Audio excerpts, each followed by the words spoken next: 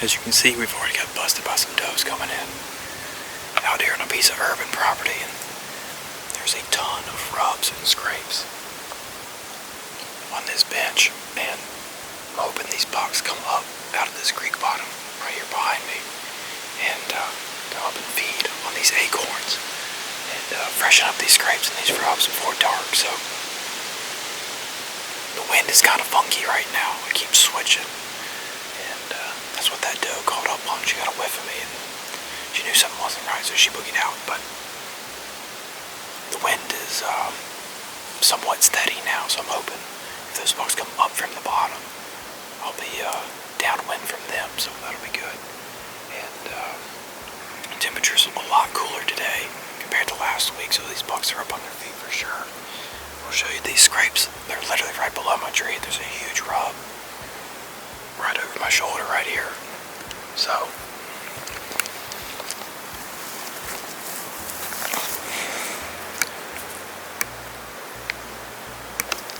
there's the scrape right there.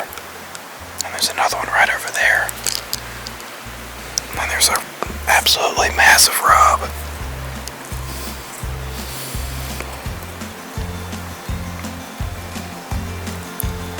There's a huge rub right here.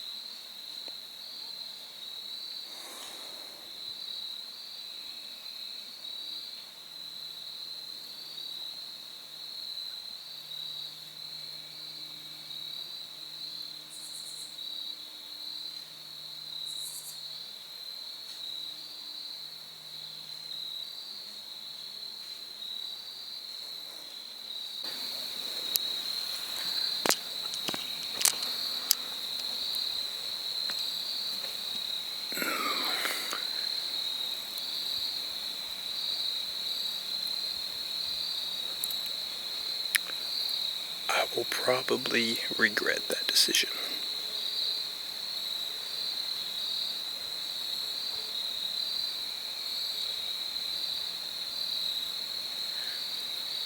I should have shot him with that scrape.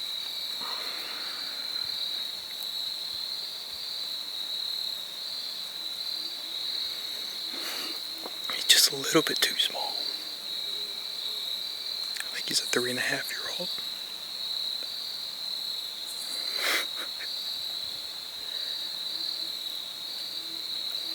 I tore down the last set, just didn't like the wind, and came back up here where I was hunting this morning, and